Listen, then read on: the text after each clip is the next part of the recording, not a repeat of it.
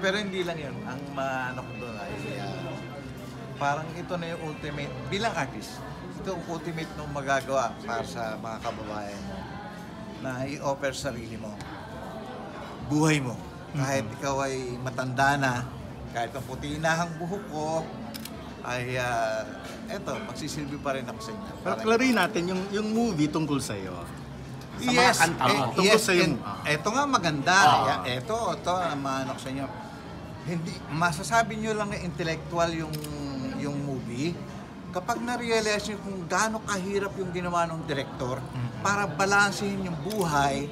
At the same time, hindi siya magmukhang parang baduy, hindi siya mukhang napakataas, hindi rin siya parang buhay ko, hindi rin siya parang makanta ko. Yung paano niya ginawa yung pag-uwi mo, tsaka mo na ma-realize, mahirap yung ginawa ng director na yun, parang ganon. At yung makakapanood na mga medyo matanda na kamukha ko, ang masasabi ko lang, mararamdaman nyo is para kayong nakabalik sa mga nakaraan. Yun namang mga bata, pag napanood nyo, masasabi ko lang, makita nyo, gwapo ako doon. at saka may inspire kayo. Inspire. Malaking bagay para sa akin yung ma-inspire mo yung mga kababayan mo eh. Kasi nung araw, na-inspire din ako eh. Pero nagsimula yung kwento tungkol nung hindi ka pa Ray Valera. Nag-uumpisa ka pa lang. Naku po, ang lungkot. Nung panahon siyempre ng panahon ko, yung salitang broken home, ibang ibig sabihin nun. Parang batik yun sa angkan nyo eh. Ganun yun. Kaya iba yung panahon ko. Ngayon parang normal na yung, bro, wala, hiwalay si nanay, si tatay. Pero nung panahon namin, iba yun. Doon nag-umpisa yung istorya na yan. Sa panahon na yun. At siyempre lahat naman tayo ay nahuhulma nung ating nakaraan. Kaya lahat ng nakaraan, lahat ng ating mga angst, lahat ng ating mga hinaing, hindi mo maipakita yan, lumalabas yun minsan sa boses mo, sa mata mo, sa demeanor mo. Kaya ako masasabi, panahon na ng mga nerd ngayon, panahon ng mga introvert. Ganun ako eh. At panahon to ng mga underdog para sa akin. Pero walang itong pelikula to Pero open to lahat, walang tinago si Ray Valera sa buhay niya or 90% dyan, si Direk kasi ang nag-edit eh. Pero lahat sinabi ko sa kanya. Meron siyang mga tinago na siguro anan niya makita ng public. Pero kung sinabi ko sa kanya lahat yun. Kasi base ito sa isang libro na ginawa ko. At, sinulat mo yung libro? Yes. Nung nabanggit niya yung okay ba sa inyo? Yung philosophically, pag inisip mo, lahat tayo ay magkakatugma yung buhay natin. Totoo lang. Si Direk kasi, na niya lang sa akin na 20 years ago, imagine mo ito, ay nagsalta ako sa UP para nandun siya nagkataon. Bata siya noon, siyempre. At na-realize niya, na-inspire siya. Yan, the word again, inspire. At ngayon nagkaroon siya ng pagkakataon mag-direct. Naalala niya yung mga kinukwento ko noon. At nung binanggit niya sa akin tong project na to, syempre nakakatakot, di ba? Isang mali ng director sa breakup, yari ka din eh, di ba? Naglakas loob ako na bigyan siya ng pagkakataon, no? Sabi niya, yung challenge. Kasi nga, ang isang pagkakamali ng director sa ganitong klaseng project, ma-realize nyo, madadamay ako eh. Pero nung napanood ko ako mismo magsasabi sa inyo na ang hirap nung ginawa ng director. Hindi madali. Di ba, Pilar? Matayo? Pero, sir, ito ba all reality? All reality ba to or meron din mga cinematic? Wala, halos lahat ng kasi galing yan sa isang libro nga. Na nahandun din yung mga istorya na yon. Yan pa libro na yun na-publish yan? Hindi pa. Another one.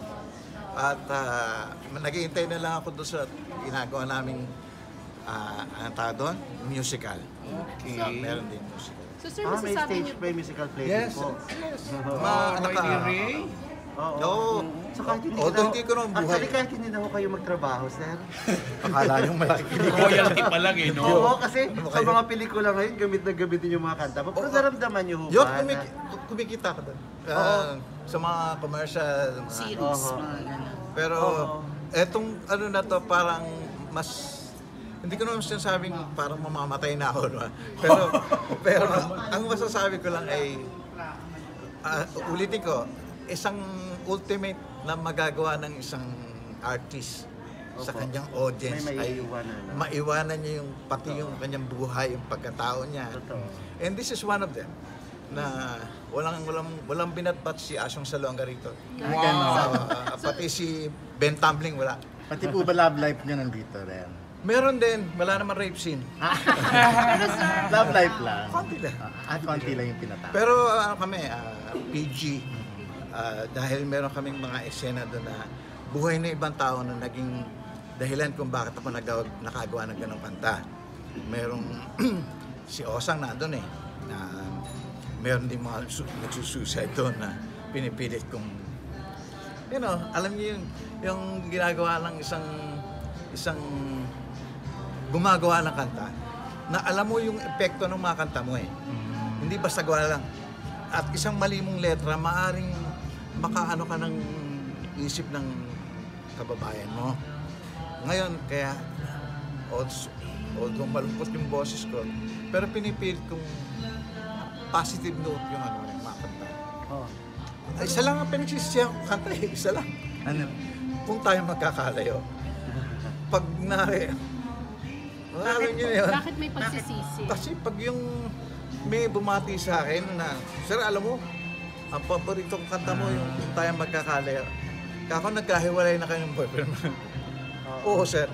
Kasi yung epekto kasi ng kanta na yun, ma-internalize mo yun. Naging vibe. Oo, na correct. Oh. Nangyayari, naging prophecy. Ganon. At saka parang nakaka-apekto ka ng Buhay din. ng psyche. Kung ano feel po na ngayon sa panahon ngayon, parang yung mga 70s, 80s, ay yung 80s, 90s sa mga kanta, parang ang cool-cool na sa mga kabataan. Parang gustong-gusto ng mga huling henerasyon ngayon. Ewan ko lang ha. Kasi siguro Naramdaman nyo rin po yun? Oo. Nakikita nyo? Na kasi nung mga kabataan natin yung comparison ng mga kanta noon tsaka Ngayon. yung ngayon. Hindi ko naman marami rin naman magaling tayong mga composer ngayon. At siyempre alam kong gusto naman nilang maiba naman sa mga nakanta din. Pero pag na-realize mo, doon ka kukuha ng inspirasyon sa mga nauna sa iyo eh. Kahit ako, kumukuha rin ako ng inspirasyon sa mga nauna sa akin. Araw. Kanino ko kayo humugot ng inspiration? Aba, Beatles siyempre ako. Beatles. Oh ha? Tsaka Bread, at tsaka Barry Manilow. Kilala niyo, no? Yung mga ganyan, paano nila, kung kaya ng mga Amerikano, kaya rin ng Pinoy. Yan naman ako. So hindi ako mapayag na, yung basta lang hangaan sila. Ginagawa ko silang teacher. Pamarisan, Teacher. Parang, ganito siya, ganito pa. Although wala nagtuturo sa akin, sila naging mentor ko. Parang gano'n lang yan. Si RK po ang Ray Valera. Si RK. Ay, ang pogi ko doon sa pelikula. Ako Talaga? pag napanood niyo. Kumusta po yung performance? Ibang klase, Pareho ka, meron ako dito eh. Pero kumusta siya nung napanood niyo? Nung nakita? Okay. Magaling. Tsaka, yung acting niya, tama-tama lang. Hindi siya yung over.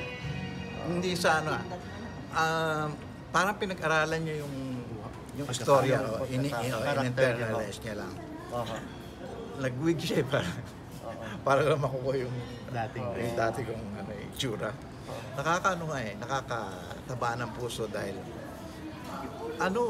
nakuha niya yung essence ng tao, ng karakter na pinaportray niya. Magaling yung bata. Maswerte yung bata. Inspired pa rin ho kayo ngayon to write more songs? Totoo lang pwede kayo balita sa inyo. Para mangyari yung sinasabi mo na nakapag-alay pa ako. Kahit di ako kumita, nagtatayo ako ngayon sa maliit na recording company. Hindi man kumita, basta gawa lang ng gawa. Nakita kita ngayon, gusto mo ng kantan to?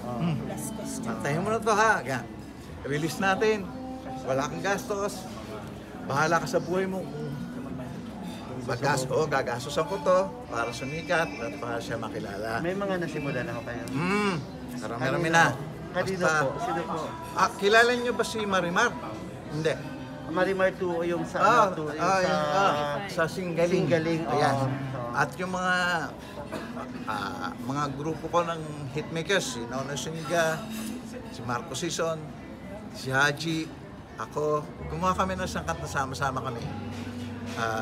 Meron pang isa, isang radio announcer. Lahat yan! Basta nakakausap kita. Magaling ka ba? Ay ka nga. Oh, gano'n na ako ngayon.